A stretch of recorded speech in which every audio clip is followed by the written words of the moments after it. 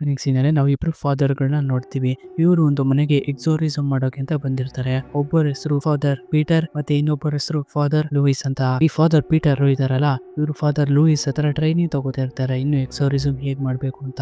ಅದಕ್ಕೋಸ್ಕರ father Louis ಹತ್ರ training ತಗೋತಾ ಇರ್ತಾರೆ. ಈಗ ಇವರು ಒಂದು ಎಕ್ಸೋರಿಸಮ್ ಮಾಡಕ್ಕೆ ಒಂದು ಮನೆಗೆ ಬಂದಿರ್ತಾರಲ್ಲ, ಹಾಗಾಗಿ ಪೀಟರ್ಗೆ ಧೈರ್ಯ ತಗೋತಾ ಇರ್ತಾರೆ. ನಾನು ಹೇಳೋದನ್ನ ಅಷ್ಟೇ ಮಾಡು, ಆ ಒಂದು ಈವಿಲ್ ಏನು ಹೇಳಿದ್ರು ಕಿವಿಗೆ ಹಾಕೊಂಡ್ಬೇಡ, ಅದ್ರ ಬಗ್ಗೆ ತಲೆ ಕೆಡ್ಸ್ಕೊಂಬೇಡ, ದೇವ್ರು ಯಾವಾಗ್ಲೂ ನಿನ್ ಜೊತೆ ಇದ್ದಾನೆ ಅಂತ ಒಂದು ಧೈರ್ಯನ ತುಂಬಿ ಆ ಒಂದು ಮನೆಯ ರೂಮ್ ಒಳಗಡೆ ಹೋಗ್ತಾರೆ. ಅಲ್ಲಿ ನೋಡಿದ್ರೆ ಯಾವ್ದೋ ಒಂದು ಚಿಕ್ಕ ಹುಡುಗಂಗೆ ಒಂದು ಈವಿಲ್ ಪೋಸೆಸ್ ಮಾಡ್ಕೊಂಡಿರುತ್ತೆ. ಫಾದರ್ ಕೂಡ ಹೋಗ್ಬಿಟ್ಟು ಪ್ರೇನ ಮಾಡಕ್ ಶುರು ಮಾಡ್ತಾರೆ. ಜೊತೆಗೆ ಪೀಟರ್ ಕೂಡ ಸ್ಟಾರ್ಟ್ ಮಾಡ್ತಾರೆ. ಆದ್ರೆ ಆ ಡಿಮನ್ ಕಂಟ್ರೋಲ್ಗೆ ಬರ್ತಾ ಇರೋದಿಲ್ಲ, ಏನ್ ಬೇಕು ಹಂಗ ಆಡ್ತಾ ಇರುತ್ತೆ. ಹಾಗಾಗಿ ಫಾದರ್ ಲೂಯಿಸ್ ಏನ್ ಮಾಡ್ತಾರೆ ಅಂದ್ರೆ ಅವ್ರ ಹತ್ರ ಇದ್ದಂತಹ ಒಂದು ಶಾಲ್ ನ ತಗೊಂಡೋಗಿ ಆ ಮಗುವಿಗೆ ಹಾಕ್ತಾರೆ. ಇದರಿಂದ ಅದು ಕಂಟ್ರೋಲ್ ಬಂದು ಸೈಲೆಂಟ್ ಆಗುತ್ತೆ. ಮತ್ತೆ ಇದಕ್ಕಿದ್ದಂಗೆ ಪುನಃ ಹುಡುಗನ ಮೇಲೆ ಆ ಈವಿಲ್ ಮತ್ತೆ ಬರುತ್ತೆ. ಬಂದ್ಬಿಟ್ಟು ಏನ್ ಹೇಳುತ್ತೆ ಅಂದ್ರೆ, ನಾನು ಈ ರೀತಿ ಎಷ್ಟು ಜನರನ್ನ ನೋಡಿದ್ದೀನಿ, ನೀನ್ ನೋಡಿದ್ರೆ ನನ್ನ ಓಡ್ಸಕ್ ಬರ್ತಿದ್ಯಾ. ಮತ್ತೆ ಈ ಪೀಟರ್ಗೆ ಇನ್ನೊಂದು ವಿಷಯನೂ ಕೂಡ ಹೇಳುತ್ತೆ, ನೀನು ನಿನ್ನೆಲೆ ಕಳ್ದೋಗಿದ್ಯಾ, ಮತ್ತೆ ನೀನು ನಿನ್ನ ಕಂಡ್ರೆ ತುಂಬಾ ಎದುರುಕೋತಾ ಇದೆಯಾ, ನೀನು ಲೂಯಿಸ್ ತರನೇ ಆಗ್ಬೇಕಾ, ಹಾಗಿದ್ರೆ ನಿನ್ ಮನ್ಸಾರೆ ನೀನ್ ನಗು ಅಂದ್ಬಿಟ್ಟು ಅದು ಸುಮ್ನೆ ಗೇಲಿ ಮಾಡ್ತಾ ಇರುತ್ತೆ, ರೇಗಿಸ್ತಾ ಇರುತ್ತೆ ಆ ಈವಿಲ್ ಇವ್ರನ್ನೆಲ್ಲಾರನು. ಹಾಗೆ ಒಂದು ಕ್ರೀಪಿ ಆಗಿರೋ ಒಂದು ಸ್ಮೈಲ್ ನ ಕೊಡುತ್ತೆ. ಸ್ಮೈಲ್ ನ ಕೊಡ್ತಿದ್ದಂಗೆ ಆ ಹುಡುಗನ ತುಟಿನಿಗೆ ಹರಿದು ಹೋಗ್ಬಿಡುತ್ತೆ. ಅದರಿಂದ ಬ್ಲಡ್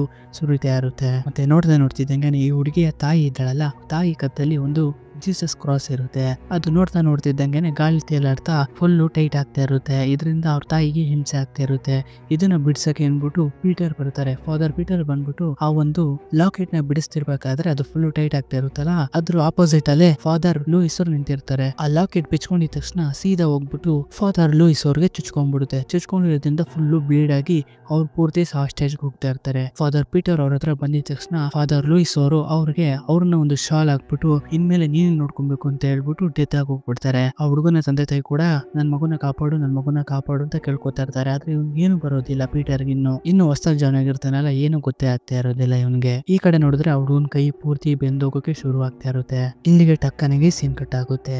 ಮತ್ತೆ ಆ ಹುಡುಗಂಗೆ ಏನಾಯ್ತು ಬ್ರೋ ಅಂತ ನೀವು ಕೇಳಿದ್ರೆ ಅದನ್ನ ಮುಂದೆ ನಾವು ನೋಡೋಣ. ಇಲ್ಲಿಂದ ನಮಗೆ 25 ವರ್ಷಗಳಾದ್ಮೇಲೆ ತೋರಿಸ್ತಾರೆ. ಇಲ್ಲಿ ನಾವು ಡ್ಯಾನಿಯಲ್ ಅನ್ನೋ ಒಬ್ಬನು ನೋಡ್ತೀವಿ. ಇವನು ಕೂಡ ಒಂದು ಎಕ್ಸೋರಿಸಮ್ ನ ಕಲಿಯೋದಕ್ಕೆ ಅಂತ ಇಲ್ಲಿಗೆ ಬಂದಿರ್ತಾನೆ. ಹಾಗೆ ಕೂತಿರ್ಬೇಕಾದ್ರೆ ಒಂದು ರೇಡಿಯೋದಲ್ಲಿ ಕೇಳಿಸ್ಕೊತಾ ಇರ್ತಾನೆ, ಯಾರೊಬ್ರು 16 ವರ್ಷದ ಹುಡುಗ ಅವ್ರ ಮನೆಯವ್ರನ್ನೆಲ್ಲ ಕೊಲೆ ಮಾಡ್ಬಿಟ್ಟ ಅಂತ ಹೀಗೆ ಒಂದು ನ್ಯೂಸ್ ಬರ್ತಾ ಇರುತ್ತೆ. ಅದನ್ನ ಕೇಳಿಸ್ಕೊಂಡು ಕೂತಿರ್ತಾನೆ. ಆಗ ಇವನ್ನ ಒಳಗಡೆ ಕರೀತಾರೆ. ಡ್ಯಾನಿಯಲ್ ಒಳಗಡೆ ಹೋದಾಗ ಆರ್ಚ್ ಬಿಷಪ್ ಅವರು ಫಾದರ್ ಪೀಟರ್ ನ ಮೀಟ್ ಮಾಡಿಸ್ತಾರೆ. ಫಾದರ್ ಪೀಟರ್ ಈಗ ತುಂಬಾ ಎಕ್ಸ್ಪೋರ್ಟ್ ಆಗ್ಬಿಟ್ಟಿರ್ತಾನೆ ಎಕ್ಸೋರಿಸಮ್ ಮಾಡೋದ್ರಲ್ಲಿ. ಈಗ ಈ ಲೈಟಿಕನ್ ಒಂದು ದೇಶದಲ್ಲಿ ಎಕ್ಸೋರಿಸಮ್ ಎಲ್ಲ ತುಂಬಾ ಸ್ಟ್ರಿಕ್ಟ್ ಆಗ್ಬಿಟ್ಟಿರುತ್ತೆ. ಹೆಂಗ್ ಬೇಕೋ ಹಂಗ್ ಮಾಡೋದಿಲ್ಲ. ಅದಕ್ಕೆ ಆದ ರೂಲ್ಸ್ ಗಳು ಅಂದ್ರೆ ತುಂಬಾ ಇರುತ್ತೆ. ಅದನ್ನೆಲ್ಲ ಇವ್ರು ಫಾಲೋ ಮಾಡ್ಬೇಕಾಗಿರುತ್ತೆ. ಆದ್ರೂ ಕೂಡ ಈ ಆರ್ಚ್ ಬಿಷಪ್ ಇದಾರಲ್ಲ, ಕೆಲವು ಕೇಸ್ಗಳನ್ನ ಸಾಲ್ವ್ ಮಾಡೋದಕ್ಕೆ ಅಂತ ಹೈಯರ್ ಅಥಾರಿಟೀಸ್ ಕಡೆಯಿಂದ ಪರ್ಮಿಷನ್ ಇಲ್ದಾನೆ ಫಾದರ್ ಪೀಟರ್ ಅವ್ರಿಗೆ ಪರ್ಮಿಷನ್ ಕೊಟ್ಟಿರ್ತಾರೆ. ಯಾಕೆಂದ್ರೆ ಪ್ರಪಂಚದ ಮೇಲೆ ಡಿಮನ್ಗಳು ತುಂಬಾ ಜಾಸ್ತಿ ಆಗ್ಬಿಟ್ಟಿರುತ್ತೆ. ಅವನ್ನ ಕಂಟ್ರೋಲ್ ಮಾಡ್ಕೊಳ್ಳೋಕೆ ಎಕ್ಸ್ಪರ್ಟ್ ಆದ ಎಕ್ಸೋರಿಸಮ್ ಮಾಡುವಂತಹ ವ್ಯಕ್ತಿಗಳು ತುಂಬಾ ಕಮ್ಮಿ ಆಗಿರ್ತಾರೆ.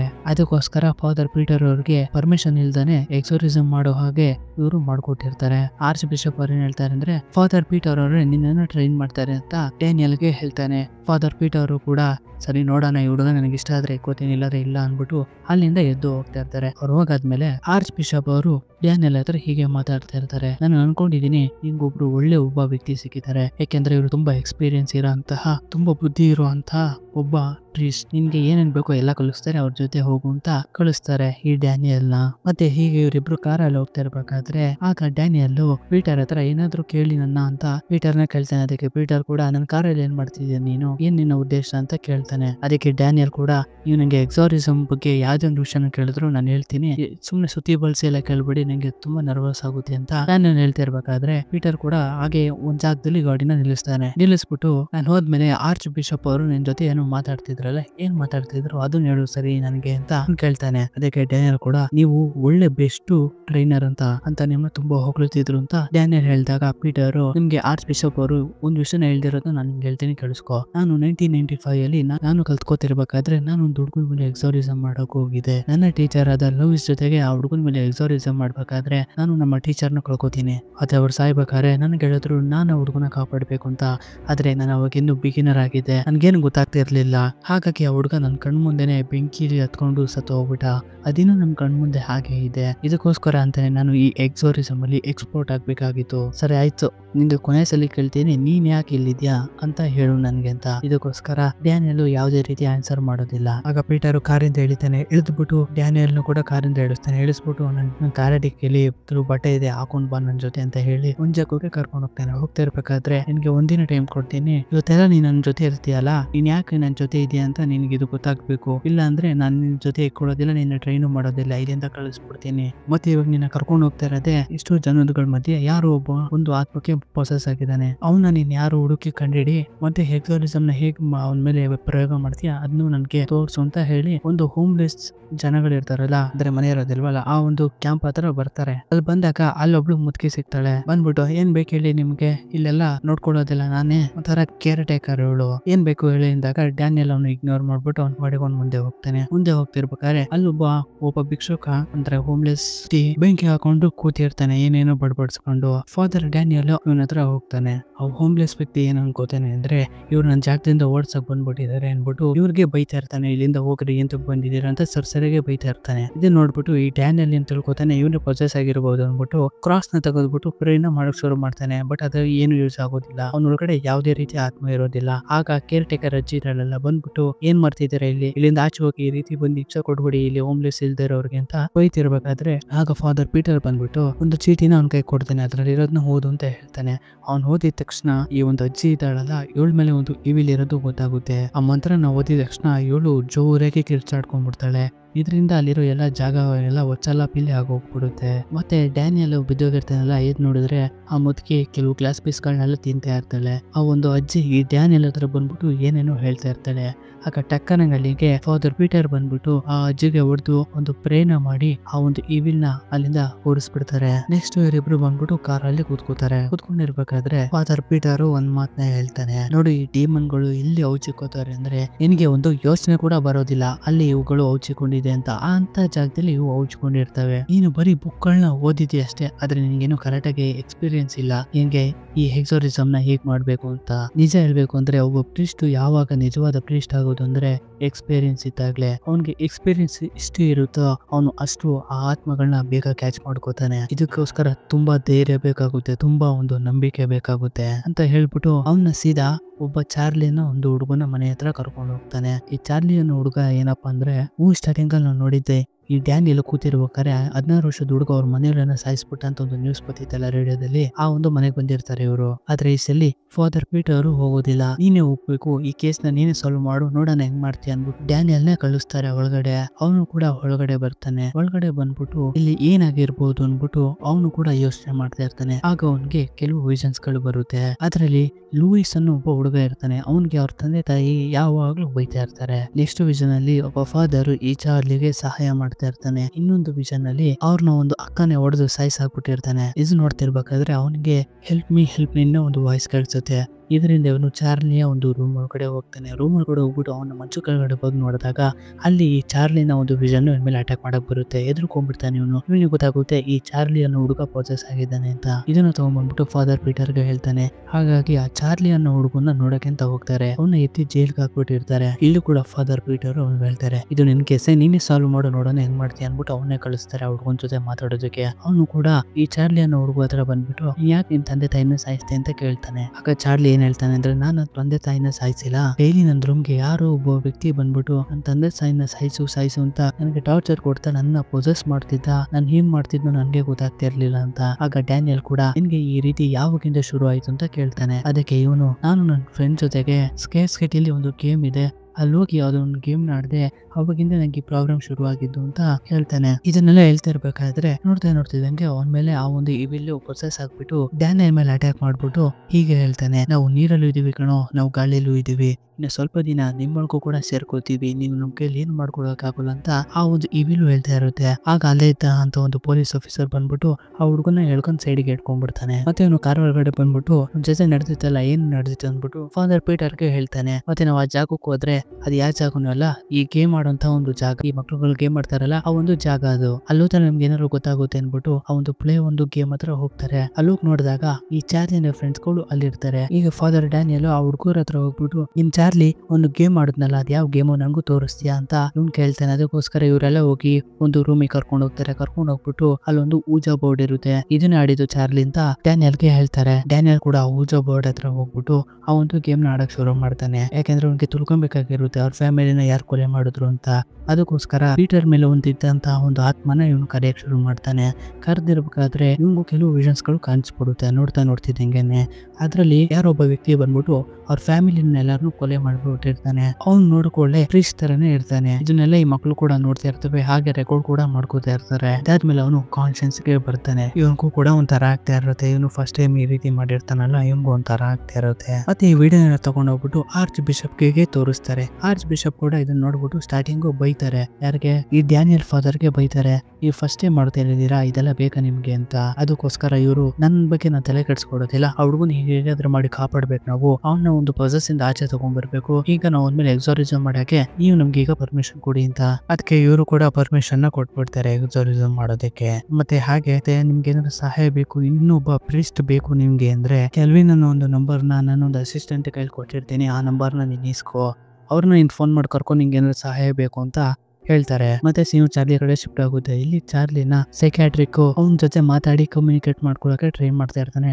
ಆದ್ರೆ ಚಾರ್ಲಿ ಅವನ ಜೊತೆ ಏನು ಮಾತಾಡ್ತಾನೆ ಇರೋದಿಲ್ಲ. ಆಗ ಅಲ್ಲಿಗೆ ಡ್ಯಾನಿಯಲ್ ಬಂದ್ಬಿಟ್ಟು ಇವನ ಹತ್ರ ನಿನ್ಗೆ ಏನಾದ್ರು ಹೇಳಕ್ ಆಗುತ್ತಾ, ಅವತ್ತ ನಿಮ್ ಮನೆಗೆ ಬಂದಂತಹ ಪ್ರೀಸ್ಟ್ ಹೇಗೆ ಕಾಣಿಸ್ತಿದ್ದ ಅಂತ. ಅದಕ್ಕೆ ಚಾರ್ಲಿ ಕೂಡ ಅವ್ನ್ ನೋಡಕೊಳ್ಳೆ ಉದ್ದಕ್ಕಿದ್ದ, ಉದ್ದ ಕೂದ್ಲು ಮತ್ತೆ ಗಡ್ಡ ಕೂಡ ಬಿಟ್ಟಿದ್ದ ಅಂತ. ಆ ಒಂದು ಪ್ರೀಸ್ಟ್ ಇವ್ರ ಮನೆಗೆ ಬಂದಿರೋ ಪ್ರೀಸ್ಟ್ ಹೇಗಿದ್ದ ಅನ್ಬಿಟ್ಟು ಎಲ್ಲಾನು ಕೂಡ ಹೇಳ್ತಾ ಇರ್ತಾನೆ. ನೋಡ್ತಿದ್ದಂಗೆ ಮತ್ತೆ ಈ ವೀಲ್ ಪ್ರೊಸೆಸ್ ಮಾಡ್ಕೊಡಕ್ಕೆ ಶುರು ಮಾಡುತ್ತೆ. ಮತ್ತೆ ಅಲ್ಲೇ ಇದ್ದಂತ ಒಂದು ಪೆನ್ಸಿಲ್ ಗಾಳಿಲಿ ತೇಲಾಡಕ್ ಶುರು ಆಗುತ್ತೆ. ನೋಡ್ತಿದ್ದಂಗೆ ಆ ಸೈಕ್ಯಾಟ್ರಿಕ್ ಇದನ್ನೆಲ್ಲ ಅವನು ಒಂದು ಕೈರೋ ಕಡೆಗೆ ಹೋಗಿ ಚುಚ್ಕೊಂಡ್ಬಿಡುತ್ತೆ. ಚುಚ್ಕೊಂಡು ಈ ಒಬ್ಬ ಚಾರ್ಲಿ ಇದನ್ನೆಲ್ಲ ಇವನು ಗಾಳಿ ತೇಲಾಡಕ್ ಶುರು ಮಾಡ್ತಾನೆ. ತೇಲಾಡ್ಬಿಟ್ಟು ನಾನೇ ನನ್ನ ಫ್ಯಾಮಿಲಿನ ಸಹಿಸಿದ್ದು, ಯಾಕೆಂದ್ರೆ ಅವ್ರು ತುಂಬಾ ವೀಕ್ ಆಗಿದ್ದಾರೆ, ಅವ್ರನ್ನ ಸಹಿಸ್ಬಿಟ್ಟು ನಾನು ಅವ್ರನ್ನ ಸೋಲಿನ ತಗೊಂಡೆ ಅಂತ ಹೇಳ್ತಾ ಇರ್ತಾನೆ. ಇದು ಅವ್ನು ಹೇಳ್ತಾ ಇರೋದಿಲ್ಲ, ಅವ್ನ ಒಳಗಡೆ ಇರುವಂತಹ ಒಂದು ಆತ್ಮ ಹೇಳ್ತಾ ಇರುತ್ತೆ. ಮತ್ತೆ ನಿನ್ನೂ ಸಾಯಿಸ್ತೀನಿ, ನಿನ್ನ ಒಂದು ಆತ್ಮ ಕೂಡ ನಾನು ತಗೋತೀನಿ ಡ್ಯಾನಿ ಅಂತ ಕಿರ್ಚಾಡ್ತಾ ಇರ್ತದೆ. ಮತ್ತೆ ಹುಡುಗನ ಅಲ್ಲೇ ಕೂಡ ಹಾಕ್ಬಿಟ್ಟು ಇವ್ರು ಆಚೆ ಬರ್ತಾರೆ. ಮತ್ತೆ ಆ ಪೊಲೀಸ್ನವರು ಸೈಕ್ಯಾಟ್ರಿಕ್ ಅವರು ಇವರೆಲ್ಲರೂ ಕೂಡ ಮಾತಾಡ್ತಾ ಇರ್ತಾರೆ. ಹುಡುಗನಿಗೆ ಏನಾಗಿದೆ, ಪ್ರೊಸೆಸ್ ಆಗಿದೆ ಅಂತ ಇವ್ರು ಮಾತಾಡ್ತಿರ್ಬೇಕಾದ್ರೆ ಅಂದ್ರೆ ಈ ಡ್ಯಾನಿಯಲ್ ಮುಂದಗಡೆ ಸಡನ್ ಆಗಿ ಬಂದ್ಬಿಡ್ತಾನೆ. ಅಂದ್ರೆ ಮಿಡಲ್ ಕನ್ನಡಿ ಇರುತ್ತೆ. ಬಂದ್ಬಿಟ್ಟು ಈ ನಿಕ್ಕಿ ಹೆಂಗ್ ಸತ್ತೋದ ಅಂತ ಗೊತ್ತಾ ನಿಮ್ಗೆ ಅಂತ ಒಂದು ವಿಷನ ತೋರಿಸ್ತಾನೆ. ಅಂದ್ರೆ ಸ್ಟಾರ್ಟಿಂಗು ಈ ಫಾದರ್ ಲೂಯಿಸ್ ಎಕ್ಸಾರಿಸಮ್ ಮಾಡೋಕ್ ಹೋಗ್ಬೇಕಾದ್ರೆ ಒಂದು ಹುಡುಗ ಸತ್ತೋಗಿರ್ತಾನಲ್ಲ, ಹೆಂಗ್ ಸತ್ತೋದ ಅಂತ ತೋರಿಸ್ತಾನೆ. ಈಗ ಅವ್ನು ಫುಲ್ಲು ಬೆಂಕಿಯಲ್ಲಿ ಸುಟ್ಟೋಗಿ ಬೆಂದೋಗ್ಬಿಟ್ಟಿರ್ತಾನೆ. ಈ ಫಾದರ್ ಪೀಟರ್ಗೆ ಏನು ಮಾಡಕ್ ಆಗೋದಿಲ್ಲ, ಇದನ್ನೆಲ್ಲ ನೋಡ್ಕೊಂಡು ಹಾಗೆ ಸುಮ್ಮನೆ ನಿಂತ್ಬಿಟ್ಟಿರ್ತಾರೆ. ಅವ್ರು ಇನ್ನು ಬಿಗಿನರ್ ಅಲ್ವಾ, ಆಗ ಅದನ್ನೆಲ್ಲ ಈ ವಿಷನ್ ಇವನಿಗೆ ತೋರಿಸ್ಬಿಡುತ್ತೆ. ಆಗ ನೆಕ್ಸ್ಟ್ ಸೆಕೆಂಡ್ ಎಲ್ಲ ನೋಡ್ತಾರೆ ಈ ಚಾರ್ಲಿ ಇರೋದಿಲ್ಲ, ಆ ರೂಮ್ ಒಳಗಡೆ ಕೂಡ ಕೆಡ್ತಾರ, ಅಲ್ಲಿರೋದಿಲ್ಲ. ಇದರಿಂದ ಪೊಲೀಸ್ ಹೊರಗಡೆ ಎಲ್ಲ ಹೋಗಿ ನೋಡ್ತಾರೆ, ಅದ್ರೊಳಗಡೆ ಚಾರ್ಲಿ ಎಲ್ಲೋದ ಅನ್ಬಿಟ್ಟು ನೋಡ್ತಾರೆ. ಅಲ್ಲಿ ಚಾರ್ಲಿ ಕಾಣಿಸ್ತಾನೆ ಇರೋದಿಲ್ಲ. ಟಕಾನಿಗೆ ಲೈಟ್ ಆಫ್ ಆಗ್ಬಿಡುತ್ತೆ. ಅಲ್ಲಿ ಲೈಟ್ ಆಫ್ ಆಗ್ತಿದ್ದಂಗೆ ಆ ಚಾರ್ಲಿ ಅವ್ರ ಮೇಲೆಲ್ಲ ಅಟ್ಯಾಕ್ ಮಾಡಿ ಅಲ್ಲಿರೋ ಪ್ರತಿಯೊಬ್ಬ ಪೊಲೀಸ್ ಆಫೀಸರ್ನು ಕೂಡ ಸಾಯಿಸಾಕ್ಬಿಡ್ತಾನೆ, ಒಬ್ಬರನ್ನು ಕೂಡ ಬಿಡೋದಿಲ್ಲ. ಮತ್ತೆ ಲೈಟ್ ಆನ್ ಆಗಿದ ತಕ್ಷಣ ನೋಡ್ತಾನೆ ಇವನು ಅಕ್ಕಪಕ್ಕ ಯಾರು ಕೂಡ ಇರೋದೇ ಇಲ್ಲ. ಫಾದರ್ ಪೀಟರ್ ನ ಹುಡುಕೊಂಡು ಇವನು ಅಂತ ಹೋಗ್ತಾ ಇರ್ತಾನೆ. ಎಲ್ಲೂ ಕೂಡ ಸಿಗ್ತಾ ಇರೋದಿಲ್ಲ ಫಾದರ್ ಪೀಟರ್ ಅವರು. ಹೀಗೆ ಹುಡುಕೊಂಡು ಹೋಗ್ತಿರ್ಬೇಕಾದ್ರೆ ಆಗ ಅಲ್ಲಿಗೆ ಪೊಸೆಸ್ ಆಗಿರುವಂತಹ ಚಾರ್ಲಿ ಬರ್ತಾನೆ. ಚಾರ್ಲಿ ಇವನ್ ಮೇಲೆ ಅಟ್ಯಾಕ್ ಮಾಡಕ್ಕೆ ಬರ್ತಾ ಇರ್ತಾನೆ. ಆದ್ರೆ ಡ್ಯಾನಿಯಲ್ ಏನ್ ಹೇಳ್ತಾನೆ ಅಂದ್ರೆ, ನೋಡು ನಿನ್ನ ನೀನು ಕಂಟ್ರೋಲ್ ಮಾಡ್ಕೋ, ಅದನ್ನ ಹಾವಿ ಆಗಕ್ ಬಿಡ್ಬೇಡ, ಅದನ್ನ ನಿನ್ ಮೇಲೆ ಕಂಟ್ರೋಲ್ ಆಗಕ್ ಬಿಡ್ಬೇಡ, ಧೈರ್ಯ ತಗೋ, ಅದ್ರ ಮೇಲೆ ಫೈಟ್ ಮಾಡೋಣ ಅಂತ ಅವ್ನಿಗೆ ಮೋಟಿವೇಟ್ ಮಾಡ್ತಾ ಇರ್ತಾನೆ ಚಾರ್ಲಿಗೆ. ಚಾರ್ಲಿ ಕೂಡ ಅದೇ ರೀತಿ ಆಗ್ಬಿಟ್ಟು ಕಾನ್ಶಿಯಸ್ ಗೆ ಬಂದ್ಬಿಡ್ತಾನೆ. ಬಂದಾಗ ಇವನ್ನ ಸಮಾಧಾನ ಮಾಡ್ತಾ ಇರ್ತಾನೆ. ಆಗ ಚಾರ್ಲಿ ಒಬ್ಬನ ನೋಡ್ಬಿಟ್ಟು ಇವನೇ ನಮ್ ತಂದೆ ತಾಯಿನ ಕೊಂದಿದ್ದು ಅಂತ ನೋಡಿ ಹೇಳ್ತಾನೆ.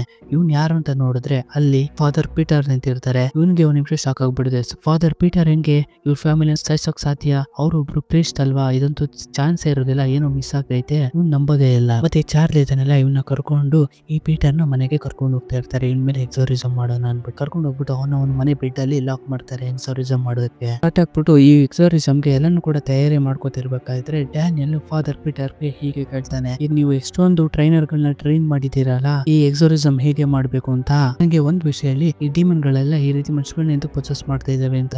ಅದಕ್ಕೆ ಫಾದರ್ ಪೀಟರ್ ಅವರು ಇವೆಲ್ಲ ಒಂದು ಆರ್ಮಿನ ರೆಡಿ ಮಾಡ್ತಾ ಇದ್ದಾವೆ ಈ ಒಂದು ದೇಶದ ಮೇಲೆ ಆಳೋದಿಕ್ಕೆ, ಆದ್ರೆ ಅದನ್ನು ನಾವು ಹಾಗಾಗಕ್ಕೆ ನಾವು ಬಿಡಬಾರ್ದು ಅಂತ ಫಾದರ್ ಪೀಟರ್ ಅವರು ಹೇಳ್ತಾರೆ. ಈಗ ಇವ್ರಿಗೆ ಎಕ್ಸಾರಿಸಮ್ ಮಾಡೋಕೆ ಇನ್ನೂ ಒಬ್ಬ ಪ್ರೀಸ್ಟ್ ಬೇಕಾಗಿರುತ್ತೆ. ಅದಕ್ಕೋಸ್ಕರ ಇವನು ಆರ್ಚ್ ಬಿಷಪ್ ಅವರ ಒಬ್ಬ ಅಸಿಸ್ಟೆಂಟ್ ಇರ್ತಾನಲ್ಲ ಕ್ಯಾನ್ವೇಲ್ ಅಂತ, ಅವನ್ನ ಇವನೇ ಟ್ರೈನ್ ಮಾಡಿರ್ತಾನೆ. ಈ ಫಾದರ್ ಪೀಟರ್ ಟ್ರೈನ್ ಮಾಡಿರ್ತಾನೆ ಅವನ್ನ. ಅದಕ್ಕೋಸ್ಕರ ಅವನ್ಗೆ ಕಾಲ್ ಮಾಡ್ತಾನೆ, ಈ ರೀತಿ ಒಂದು ಎಕ್ಸಾರಿಸಮ್ ಮಾಡಬೇಕಾಗಿದೆ, ನೀನ್ ಬರ್ತೀಯ ಅಂತ. ಅದಕ್ಕೆ ಆಪೋಸಿಟ್ ಇಂದ ಅವನು ವಿಯರ್ಡ್ ಮಾತಾಡಕ್ ಶುರು ಮಾಡ್ತಾನೆ. ಏನಿಲ್ಲ, ನೀನ್ ಕರೆಕ್ಟ್ ದಾರಿಲೇ ಹೋಗ್ತಾ ಇದೀಯಾ, ಆದಷ್ಟು ಬೇಗ ನೀನು ನಮ್ಮನೆ ಆಗಿ ಹೋಗ್ಬಿಡ್ತೀಯಾ, ಫಾದರ್ ಪೀಟರ್ ಹೇಳಿರೋ ಮಾತನ್ನ ಕೇಳು ಅಷ್ಟೇ ನೀನು ಅಂದ್ಬಿಟ್ಟು ಫೋನ್ ಕಟ್ ಮಾಡ್ಬಿಡ್ತಾನೆ. ಇದೇನು ಅವ್ನಿಗೆ ಅರ್ಥನೇ ಆಗ್ತಾ ಇರೋದಿಲ್ಲ. ನಾನ್ ನೋಡಿದ್ರೆ ಇವನ್ನ ಕರೀತಾ ಇದ್ದೀನಿ, ಇವನೇನೇನೋ ಮಾತಾಡ್ತಾ ಇದ್ದೀನಿ ಅನ್ಬಿಟ್ಟು ಇವ್ನು ಸುಮ್ನೆ ಆಗ್ಬಿಡ್ತಾನೆ. ನಾವಿಬ್ರೆ ಮಾಡ್ಕೊಂಡ್ರೆ ಆಯ್ತು ಅಂದ್ಬಿಟ್ಟು ಈಗ ಇವರು ಸ್ಟಾರ್ಟ್ ಮಾಡ್ಕೋತಾರೆ ಎಕ್ಸಾರಿಸಮ್ ನ. ಈಗ ಸ್ಟಾರ್ಟ್ ಮಾಡ್ತಿರ್ಬೇಕಾದ್ರೆ ಅವ್ನ್ಗೆ ಅದನ್ನ ತಡ್ಕೊಳಕ್ ಆಗ್ತಾ ಇರೋದಿಲ್ಲ, ಪಡ್ಕೋತಾ ಇರ್ತಾನೆ ಚಾರ್ಲಿ. ಅದ್ರಲ್ಲಿರೋ ಆತ್ಮ ಕೂಡ ಆಚೆ ಬಂದ್ಬಿಡುತ್ತೆ. ಬಂದ್ಬಿಟ್ಟು ಇವ್ನಿಗೆ ಸರಿಯಾಗಿ ಕೆರ್ಕೆಟ್ ಮಾತೆಲ್ಲ ಬೈತಾ ಇರುತ್ತೆ. ಇವನು ಅದತ್ರ ಹೋಗ್ಬಿಟ್ಟು ಅದನ್ನ ಕಂಟ್ರೋಲ್ ಮಾಡಕ್ಕೆ ಟ್ರೈ ಮಾಡ್ತಾ ಇರ್ತಾನೆ. ಹಿಂದಗಡೆಯಿಂದ ಫಾದರ್ ಪೀಟರ್ ಇದಾರಲ್ಲ, ಅವರು ಕೂಡ ಏನೇನೋ ಹೇಳ್ತಾ ಇರ್ತಾರೆ ವಿಯರ್ಡ್ ಆಗಿ, ನಿನ್ ಕೈಲಾಗುತ್ತೆ ಇದನ್ನ ಮಾಡು ಅಂತ. ಇದು ಕೂಡ ಅವನಿಗೆ ಅರ್ಥನೇ ಆಗ್ತಾ ಇರೋದಿಲ್ಲ ಡ್ಯಾನಿಯಲ್ಗೆ. ಮತ್ತೆ ಹಾಗೆ ನೋಡ್ತಾ ಇದ್ದಂಗೆ ಆ ಹುಡುಗನ್ ಕೈ ಕೂಡ ಬರ್ನ್ ಆಗಕ್ಕೆ ಶುರು ಆಗುತ್ತೆ. ಸೇಮ್ ಸ್ಟಾರ್ಟಿಂಗ್ ಅಲ್ಲಿ ಒಂದು ಹುಡುಗನ್ ಬರ್ನ್ ಆಯ್ತಲ್ಲ, ಅದೇ ರೀತಿ ಇವನಿಗೂ ಕೂಡ ಬರ್ನ್ ಆಗಕ್ಕೆ ಶುರು ಆಗುತ್ತೆ. ಆ ಹುಡುಗನ್ ಕೈ ಬರ್ನ್ ಆಗ್ತಾ ಇರೋದನ್ನ ಇವ್ರು ನೋಡಿರೋದ್ರಿಂದ ಇವ್ರಿಗೆ ಒಂದು ವಿಷಯ ಜ್ಞಾಪಕ ಬರುತ್ತೆ. 1995 ಅಲ್ಲಿ ಫಾದರ್ ಪೀಟರ್ ಅವರು ಕೂಡ ಇದೇ ರೀತಿ ಒಂದು ಹುಡುಗನ್ ಕೈ ಬರ್ನ್ ಆಗಿ ಡೆತ್ ಆಗಿದ್ನಲ್ಲ, ಆ ಒಂದು ವಿಷಯ ಇವನಿಗೆ ಜ್ಞಾಪಕ ಬರುತ್ತೆ. ಫಾದರ್ ಪೀಟರ್ ಅವರು ಇವನಿಗೆ ಹೇಳಿದಂತ ವಿಷಯ ಎಲ್ಲ ಇವನಿಗೆ ಜ್ಞಾಪಕ ಬರುತ್ತೆ. ಅದೇನಪ್ಪಾ ಅಂದ್ರೆ ಈ ಆತ್ಮಗಳು ಎಲ್ಲಿ ಬೇಕೋ ರೌಚಿಕೊಂಡಿರ್ಬೋದು ಅಂತ ಹೇಳಿರ್ತಾರಲ್ಲ, ನಿನ್ಗೆ ಈ ಆತ್ಮ ಇಲ್ಲಿ ಅಂತ ಯೋಚನೆ ಬರಬಾರ್ದು, ಆ ರೀತಿ ಒಂದು ಜಾಗದಲ್ಲಿ ರೌಚಿಕೊಂಡಿರುತ್ತೆ ಅಂತ ಫಾದರ್ ಪೀಟರ್ ಹೇಳಿರ್ತಾನಲ್ಲ, ಅದು ಇವನಿಗೆ ಜ್ಞಾಪಕ ಬಂದ್ಬಿಡುತ್ತೆ. ಮತ್ತೆ ಇನ್ನೊಂದು ಮೇನ್ ವಿಷಯ ಏನಪ್ಪಾ ಅಂದ್ರೆ, ಈ ಚಾರ್ಲಿ ಇದನ್ನಲ್ಲ, ಇವನು ಪೀಟರೇ ನಮ್ಮ ತಂದೆ ತಾಯಿನ ಸಾಯಿಸಿದ್ದು ಅಂತ ಹೇಳಿರ್ತಾನೆ ಇವ್ರಿಗೆ, ಡ್ಯಾನಿಯಲ್ಗೆ. ಅದು ಇದು ಎರಡು ಸಿಂಕ್ ಆಗ್ಬಿಟ್ಟು ಮೋಸ್ಟ್ಲಿ ಫಾದರ್ ಪೀಟರ್ ಮೇಲೆ ಒಂದು ಆತ್ಮ ಇರ್ಬೋದು ಅಂದ್ಬಿಟ್ಟು ಅವ್ರ ಮೇಲೆ ಎಕ್ಸಾರಿಸಮ್ ಮಾಡಕ್ಕೆ ಶುರು ಮಾಡ್ಬಿಡ್ತಾನೆ. ಎಕ್ಸಾರಿಸಮ್ ಮಾಡಿರೋದ್ರಿಂದ ಅವನು ಕೂಡ ಬೈತಿರ್ತಾನೆ, ಇಲ್ಲಿ ಹುಚ್ಚ ನಾನೆಲ್ಲ ಕಣೋ ದೆವ್ವ, ಇವನ್ ಮೇಲೆ ಮಾಡು ಅಂತ. ಅದ್ ನನಗೆ ಗೊತ್ತು ಅಂದ್ಬಿಟ್ಟು ಇವನು ಅವನ ಮೇಲೆ ಎಕ್ಸಾರಿಸಮ್ ಮಾಡ್ತಾ ಇರ್ಬೇಕಾದ್ರೆ ಟಕ್ಕನಂಗೆ ಆತ್ಮ ಆಚೆ ಬಂದ್ಬಿಡುತ್ತೆ ಫಾದರ್ ಪೀಟರ್ ಮೇಲೆನೆ. ಇವನ್ ಮೇಲೆ ಹೆಂಗ್ ಬಂತು ಬ್ರೋ ಈ ಒಂದು ಆತ್ಮ ಅಂತ ನೀವು ಕೇಳಿದ್ರೆ, ಮೂವಿ ಸ್ಟಾರ್ಟಿಂಗ್ ಅಲ್ಲೇ ನಾವು ನೋಡಿದ್ವಲ್ಲ, ಇವನು ಬಿಗಿನರ್ ಆಗಿರ್ತಾನೆ. ಆ ಟೈಮಲ್ಲಿ ಇವನ್ನ ಪ್ರೊಸೆಸ್ ಮಾಡ್ಬಿಟ್ಟಿರುತ್ತೆ. 1995 ಇಂದಾನೆ ಇವನ್ ಜೊತೆನೆ ಬರ್ತೈತೆ ಈ ಒಂದು ಆತ್ಮ, ಇವನ್ ಒಳಗಡೆನೆ ಇದೆ, ಬಟ್ ಯಾರಿಗೂ ತೋರಿಸ್ಕೊಂಡಿರೋದಿಲ್ಲ ಅಷ್ಟೇ. ಮತ್ತೆ ಇವನ ಜೊತೆಗೆ ಕಲಿಯಕ್ಕೆ ಬರ್ತಿದ್ದಂತಹ ಕೆಲವು ಸ್ಟೂಡೆಂಟ್ಸ್ ಗಳಿರ್ತಾರಲ್ಲ, ಅವ್ರನ್ನೆಲ್ಲರೂ ಕೂಡ ಪ್ರೊಸೆಸ್ ಮಾಡಿ ಅವ್ರನ್ನ ದೇವದೊಳಗಡೆ ಒಂದು ಆತ್ಮನ ಬಿಟ್ಟಿರ್ತಾನೆ. ಫಾದರ್ ಪೀಟರ್ ಇದಾನಲ್ಲ, ಅವನೊಳಗಡೆ ಒಂದು ಆತ್ಮ ಇರುತ್ತಲ್ಲ, ಅದು ಎಲ್ಲ ಒಂದು ಸ್ಟೂಡೆಂಟ್ ಮೇಲೆ ಒಂದೊಂದು ಆತ್ಮನ ಬಿಟ್ಟಿರುತ್ತೆ. ಇದಕ್ಕೋಸ್ಕರ ಅಂತಾನೆ ಈ ಫಾದರ್ ಡ್ಯಾನಿಯನ್ನು ಕಾಲ್ ಮಾಡಿರ್ತಾನಲ್ಲ, ಒಬ್ಬ ಎಕ್ಸ್ಟ್ರಾ ಬೇಕು ನಮ್ಗೆ ಎಕ್ಸಾರಿಸಮ್ ಮಾಡಕ್ಕೆ ಒಬ್ಬ ಪ್ರೀಸ್ಟ್ ಅಂತ. ಅವ್ನ ಏನ್ ಹೇಳಿರ್ತಾನೆ ಹೇಳಿ, ಇನ್ನ ಸ್ವಲ್ಪ ಹೊತ್ತು ನೀನು ಕೂಡ ನಮ್ಮ ಜೊತೆಗೆ ಜಾಯ್ನ್ ಆಗ್ಬಿಡ್ತೀನಿ ಅಂತ ಹೇಳಿರ್ತಾನಲ್ಲ, ಅದು ಇದೇ ಕಾರಣಕ್ಕೆ ಅಂತಾನೆ. ಇವನು ಅವ್ನ ಸ್ಟೂಡೆಂಟ್ ಆಗಿರ್ತಾನೆ ಕ್ಯಾಲ್ವಿನ್, ಅವನು ಕೂಡ ಪ್ರೊಸೆಸ್ ಮಾಡಿರ್ತಾನೆ ಈ ಪೀಟರ್. ಅದಕ್ಕೋಸ್ಕರ ಈ ಮಾತನ್ನ ಹೇಳಿರ್ತಾನೆ. ಸರಿ, okay, come back to the scene. ಇವನ್ ಮೇಲೆ ಪ್ರೊಸೆಸ್ ಆಗಿತ್ತೆ ಪೀಟರ್ ಮೇಲೆ ಎತ್ತಿ ಒಂದು ಹೊಡಿತಾನೆ. ಹೊಡ್ತಿರೋದ್ರಿಂದ ಇವನು ಅಲ್ಲಿ ಫುಲ್ ಕ್ಯಾಂಡಲ್ ಅಲ್ಲಿ ಆಫ್ ಆಗಿ ಫುಲ್ ಲೈಟ್ ಎಲ್ಲ ಆಫ್ ಆಗ್ಬಿಡುತ್ತೆ. ಮತ್ತೆ ಇವನು ಒಂದು ಬೆಂಕಿ ಕಡೆನ ಕಚ್ಚಿಸಿ ನೋಡ್ತಾನೆ, ಅಲ್ಲಿ ಪೀಟರ್ ಇರೋದಿಲ್ಲ, ಚಾರ್ಲಿನೂ ಕೂಡ ಇರೋದಿಲ್ಲ. ಹಾಗಾಗಿ ಇವನು ಒಂದು ಕ್ಯಾಂಡಲ್ ನ ತಗೊಂಡು ಚಾರ್ಲಿನ ಹುಡ್ಕೊಂಡು ಮತ್ತೆ ಪೀಟರ್ ನ ಹುಡ್ಕೊಂಡು ಹೋಗ್ತಾನೆ. ಹೋಗ್ಬಿಟ್ಟು ಒಂದು ಬಾತ್ರೂಮ್ ಒಳಗಡೆ ಹೋಗಿ ನೋಡ್ತಾ ಇರ್ತಾನೆ. ಅದರಲ್ಲಿ ನೀರ್ ತುಂಬಿರುತ್ತೆ ಬಾಟಬ್ ಅಲ್ಲಿ. ಅದ್ರೊಳಗಡೆ ಹೋಗಿ ನೋಡ್ತಿರ್ಬೇಕಾದ್ರೆ ಆ ಒಂದು ನೀರೊಳಗಡೆ ರಿಫ್ಲೆಕ್ಟ್ ಆಗಿ ಡಿಮನ್ ಗೆ ಪ್ರೊಸೆಸ್ ಆಗಿ ಬಲಿಯಾಗಿರುವಂತಹ ಹುಡುಗರೆಲ್ಲ ಕಾಣಿಸ್ತಾರೆ. ಆ ಹುಡುಗರೆಲ್ಲ ಸೇರ್ಕೊಂಡು ಇವನ್ನ ನೀರೊಳಗಡೆ ಮುಳುಗಿಸಿ ಸಾಯಿಸೋಕೆ ಟ್ರೈ ಮಾಡ್ತಾ ಇರ್ತವೆ. ಹಾಗೂ ಈಗ ಮಾಡಿ ಇವನು ಅಲ್ಲಿಂದ ತಪ್ಪಿಸ್ಕೊಂಡು ಆಚೆ ಬರ್ತಾನೆ. ಆಚೆ ಬರ್ತಿರ್ಬೇಕಾದ್ರೆ ಅಲ್ಲೊಂದು ಈ ವಿಲ್ ಇವನ್ ಮೇಲೆ ಅಟ್ಯಾಕ್ ಮಾಡೋಕೆ ಟ್ರೈ ಮಾಡ್ತಾನೆ. ಅಲ್ಲಿಂದ ಮೇಲ್ಗಡೆ ಅಂತ ಕೆಳಗಡೆ ಬಿದ್ದೋಗ್ಬಿಡ್ತಾನೆ. ಕೆಳಗಡೆ ಬಿದ್ದೋದಾಗ ಇವನಿಗೆ ಚಾರ್ಲಿಯ ಒಂದು ಫ್ಯಾಮಿಲಿ ಕಾಣಿಸುತ್ತೆ. ಅವುಗಳು ಆತ್ಮ ಆಗಿರುತ್ತಲ್ಲ, ಆಗ ಒಂದು ಆತ್ಮ ಈ ಡ್ಯಾನಿಯಲ್ ನ ಕರ್ಕೊಂಡು ಎಳ್ಕೊಂಡು ಒಂದ್ ಜಾಗಕ್ಕೆ ಹೊಂಟೋಗ್ಬಿಡುತ್ತೆ. ಆಗ ಅಲ್ಲಿಗೆ ಈ ಪೀಟರ್ ಬರ್ತಾರೆ. ಬಂದ್ಬಿಟ್ಟು ಅವನ ಹತ್ರ ನಾನೊಂದು ಆತ್ಮಗಳನ್ನ ಒಂದು ಆರ್ಮಿ ಮಾಡ್ತಾ ಇದ್ದೀನಿ, ದೇವ್ರುಗಳೆಲ್ಲ ಈ 7ನೇ ದಿನಕ್ಕೆ ರೆಸ್ಟ್ ನ ತಗೋತಾರೆ. ಈ ರೆಸ್ಟ್ ನ ತಗೋತಿರ್ಬೇಕಾದ್ರೆ ಈ ಆತ್ಮಗಳೆಲ್ಲ ಆಚೆ ಬಂದ್ಬಿಟ್ಟು ಈ ಜಗತ್ ಮೇಲೆ ಕಂಟ್ರೋಲ್ ನ ತಗೋತಾರೆ ಅಂತ ಹೇಳ್ಬಿಟ್ಟು ಅವ್ನ ಕುತ್ತಿಗೆ ಹಿಡಿದ್ಬಿಟ್ಟು ಮೇಲ್ಗಡೆ ಐತಿ ಅವನ್ನ ಸಾಯಿಸೋಕೆ ಟ್ರೈ ಮಾಡ್ತಾ ಇರುತ್ತೆ. ಸಾಯಿ ಸ್ಟೇಜ್ ಗೆ ಹೋಗ್ತಿರ್ಬೇಕಾದ್ರೆ ಡ್ಯಾನಿಯಲ್ ಅವನ ಒಂದು ಪಾಕೆಟ್ ಇಂದ ಒಂದು ಕ್ರಾಸ್ ಇದನ್ನ ತೆಗಿತಾನೆ. ತೆಗೆದ್ಬಿಟ್ಟು ಶಿಸ್ತಾಗಿ ಈ ಪೀಟರ್ ನ ಒಂದು ಕತ್ತಿಗೆ ಚುಚ್ಚಿಬಿಡ್ತಾನೆ. ಚುಚ್ಚಿರೋದ್ರಿಂದ ಒಂದು ಫುಲ್ ಬ್ಲೀಡ್ ಹಾಕಿ ಅಲ್ಲೇ ಸಾಯಿ ಸ್ಟೇಜ್ ಗೆ ಹೋಗ್ತಾ ಇರ್ತಾನೆ. ಸಾಯಿ ಸ್ಟೇಜ್ ಗೆ ಹೋಗ್ತಿರ್ಬೇಕಾದ್ರೆ ಡ್ಯಾನಿಯಲ್ ಒಂದು ವಿಷಯ ಹೇಳ್ತಾನೆ, ದಯವಿಟ್ಟು ನನ್ನ ಕ್ಷಮಿಸ್ಬಿಡಿ ಪೀಟರ್ ಅಂತ. ಅದಕ್ಕೋಸ್ಕರ ಅವನು ಡ್ಯಾನಿಯಲ್ಗೆ ಒಂದು ಥ್ಯಾಂಕ್ಸ್ ನ ಹೇಳ್ತಾನೆ. ಯಾಕೆಂದ್ರೆ ಇಷ್ಟು ದಿನದಿಂದ ಈ ಆತ್ಮ ನನ್ನ ದೇಹದಲ್ಲಿ ಇಟ್ಕೊಂಡು ನನಗೆ ಕಾಟ ಕೊಡ್ತಾ ಇತ್ತು, ಇವಾಗ ನನಗೆ ಮುಕ್ತಿ ಕೊಟ್ಟಿದ್ಯಾ ನೀನು ಅಂದ್ಬಿಟ್ಟು ಥ್ಯಾಂಕ್ಸ್ ನ ಹೇಳ್ತಾನೆ. ಇನ್ನೇನು ಫಾದರ್ ಪೀಟರ್ ಸತ್ತೋದ, ಇನ್ನ ಆತ್ಮಕ್ಕೆ ಬೇರೆ ದೇಹ ಬೇಕಾಗಿರುತ್ತಲ್ಲ, ಈ ಫಾದರ್ ಡ್ಯಾನಿಯಲ್ ನ ದೇಹನ ಪಡ್ಕೊಳ್ಳೋಕೆ ಟ್ರೈ ಮಾಡ್ತಾ ಇರುತ್ತೆ. ಅವನ್ನ ಪ್ರೊಸೆಸ್ ಮಾಡಕ್ಕೆ ಟ್ರೈ ಮಾಡ್ತಾ ಇರುತ್ತೆ. ಅವನ್ನ ಒಳಗಡೆಯಿಂದ ಕುಕ್ಕುಸಕ್ಕೆ ಟ್ರೈ ಮಾಡ್ತಾ ಇರುತ್ತೆ. ಎಲ್ಲದಕ್ಕಿಂತ ಫೈಟ್ ಮಾಡಿ ನಿಂತ್ಕೋತಾನೆ. ಇವನು ಆತ್ಮನ ಕಂಟ್ರೋಲ್ ಮಾಡಕ್ಕೆ ಬಿಡೋದಿಲ್ಲ. ಇವನೇ ಆತ್ಮನ ಕಂಟ್ರೋಲ್ ಮಾಡ್ಕೊಂಡ್ಬಿಟ್ಟು ಅದನ್ನ ನರಕ ಲೋಕಕ್ಕೆ ಕಳಿಸ್ಬಿಡ್ತಾನೆ. ಯಾಕಂದ್ರೆ ಒಂದು ಪ್ಯೂರ್ ಸೋಲ್ ಆಗಿರುತ್ತೆ. ಇವನೊಂದು ದೇವರದಲ್ಲಿ ನಂಬಿಕೆ ಇಟ್ಟಿರ್ತಾನೆ. ಇದರ ಮೇಲೆ ಇವನು ಸೀದಾ ಈ ಚಾರ್ಲಿ ಹತ್ರ ಹೋಗ್ತಾನೆ. ಆ ಹುಡುಗನ ದೇಹದಿಂದ ಇಂದನೂ ಕೂಡ ಇವಾಗ ಆ ಒಂದು ಆತ್ಮ ಹೊರಟೋಗ್ಬಿಟ್ಟಿರುತ್ತೆ. ಅವನೆಲ್ಲ ಉಚ್ಚಿಕೊಂಡ್ ಕೂತಿದೆ ಅಂದ್ರೆ ಮಂಚ ಕೆಳಗಡೆ ಕೂತಿರ್ತಾನೆ. ಇವನು ತಪ್ಕೋತಾನೆ. ಇದಾದ್ಮೇಲೆ ಫಾದರ್ ಡ್ಯಾನಿಯಲ್ ಸೀದಾ ಹೋಗ್ಬಿಟ್ಟು ಆರ್ಚ್ ಬಿಷಪ್ ಹತ್ರ ಹೋಗ್ಬಿಟ್ಟು ಈ ಫಾದರ್ ಪೀಟರ್ ಬಗ್ಗೆ ಏನೆಲ್ಲ ಹೇಳ್ಬಿಟ್ಟು ಇವನ್ ಜೊತೆಗೆ ಯಾರ್ಯಾರು ಟ್ರೈನಿಂಗ್ ನ ತಗೊಂಡು ಸ್ಟೂಡೆಂಟ್ಸ್ ಗಳು ಅವ್ರ ಎಲ್ಲರ ಲಿಸ್ಟ್ ಬೇಕು ನನ್ಗೆ ಅಂತ ಕೇಳ್ಬಿಟ್ಟು ಪೀಟರ್ ಹತ್ರ ಯಾರ್ಯಾರು ಟ್ರೈನಿಂಗ್ ನ ತಗೊಂಡು ಅವ್ರೆಲ್ಲರ ಲಿಸ್ಟ್ ನ ತಗೋತಾನೆ. ಯಾಕೆಂದ್ರೆ ಈ ಪೀಟರ್ ಹತ್ರ ತಗೊಂಡಿರೋರೆಲ್ಲ ಪೊಸೆಸ್ ಆಗಿರುವಂತಹ ಒಂದು ಪ್ರೀಸ್ಟ್ ಗಳು. ಇದಕ್ಕೋಸ್ಕರ ಇವನು ಅವ್ರಗಳ ಮೇಲೆ ಎಕ್ಸೋರಿಸಮ್ ಮಾಡಿ ಪ್ರೀಸ್ಟ್ ಒಳಗಡೆ ಇರುವಂತಹ ಒಂದು ಆತ್ಮನೆಲ್ಲ ಓಡ್ಸಕ್ಕೆ ಇವನು ಡಿಸೈಡ್ ಮಾಡ್ಕೊಂಡ್ಬಿಡ್ತಾನೆ. ಇಲ್ಲಿಗೆ ಈ ಮೂವಿ ಮುಗಿಯುತ್ತೆ. ಹೇಗಿತ್ತು ಮೂವಿ? ಇಷ್ಟ ಆಯ್ತಾ? ಇಷ್ಟ ಆದ್ರೆ ಒಂದು ಲೈಕ್ ಮಾಡಿ, ಇಷ್ಟ ಆಗಿದ್ರೆ ಡಿಸ್ಲೈಕ್ ಮಾಡಿ ಪರವಾಗಿಲ್ಲ. ಒಂದೇ ಸಲ ನಿಮ್ಗೆ ಇಷ್ಟ ಆಗೋ ತರ ಇನ್ನೊಂದು ಮೂವಿ ತಗೊಂಡ್ಬರ್ತೀನಿ. ಅದಕ್ಕೋಸ್ಕರ ನೀವು ಮಾಡ್ಬೇಕಾಗಿರೋದಿಷ್ಟೇ, ಈ ಚಾನಲ್ ನ ಸಬ್ಸ್ಕ್ರೈಬ್ ಮಾಡಿ ಇಟ್ಕೊಳ್ಳೋದಂತೆ. ಸರಿ, ಮುಂದಿನ ವಿಡಿಯೋ ಜೊತೆ ನಿಮ್ಮನ್ನ ಎಂಟರ್ಟೈನ್ಮೆಂಟ್ ಮಾಡಕ್ಕೆ ಮತ್ತೆ ಬರ್ತೀನಿ. ಅಲ್ಲಿವರೆಗೂ take care, love you all.